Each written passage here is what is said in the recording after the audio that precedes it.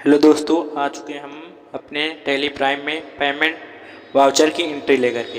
Payment voucher में नगद या बैंक के द्वारा किए गए भुगतान की पुष्टि करने के लिए किया जाता है, जैसे कि राम को भुगतान किया गया या किसी कंपनी को भुगतान किया गया या टैक्स को भुगतान किया गया। तो इस प्रकार की कुछ एंट्रियां जो है पेमेंट वाउचर में की जाती हैं। पेमेंट वाउचर में एंट्री करने के लिए कैश इन हैंड या बैंक के अंतर्गत लेजर बना होना बहुत ज़रूरी है। इसके बिना आप इस वाउचर में एंट्री नहीं कर सकते हैं। इसमें सबसे पहले डीआर की जानकारी फिल करते हैं और फिर सीआर की। चलिए लेजर को क्रिएट करते हैं। सबसे पहले हम एक लेजर क्रिएट करेंगे जो हमारा डीआर होगा। जैसा कि हम यहाँ पे एक लेजर क्रिएट कर रहे हैं जो होगा हमारा रोहन। मान लीजिए रोहन को 1 अप्रैल को कुछ रुपए भुगतान किए गए, ठीक है। तो मोहन हमारा डीआर मतलब डेबिटर होगा। तो यहाँ पे अंडर में संडी डेबिटर सिलेक्ट करेंगे और इंटर करते हुए एक्सेप्ट करा देंगे। उसके बाद पेमेंट वाउचर में कैश या बैंक के थ्रू भुगतान किया जा सकता है। तो हमारे पास एक बैंक का लेजर होना चाहिए, जैसा कि यहाँ पे बीओबी का एक लेजर हम बनाते हैं, यानी बैंक ऑफ इंडिया। इसका अंडर ग्रुप करते हैं बैंक अकाउंट। उसके बाद इंटर करते हुए थोड़ा आगे बढ़ते हैं।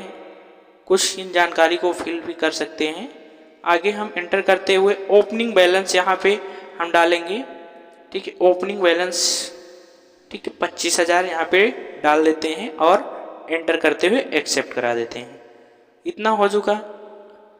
अब एक कैश का लेजर जो हमारा पहले से बना हुआ है, ऑलरेडी कैश और प्रॉफिट एंड लॉस का लेजर हमारा बना होता है, उसको आप चाहें तो अल्टर कर सकते हैं।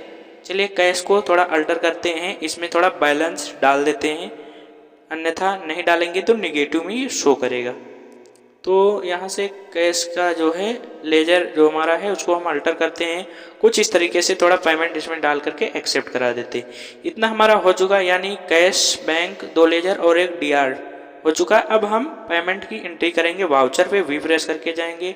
डीआर मान लीजिए, ठीक है, रोहन को कुछ रुपये यहाँ पे भुगतान किए गए, तो रोहन को हम सिलेक्ट करते हैं जो हमारा संडे डेबिटर है जिसको हम रुपया भुगतान करेंगे, ठीक। पेमेंट भुगतान होगा रोहन को, तो ऑन अकाउंट्स करते हैं सीधे से डायरेक्टली। उसके बाद यहाँ पे जो पेमेंट हम भुगतान कर रहे हैं वो राशि दर्ज करेंगे।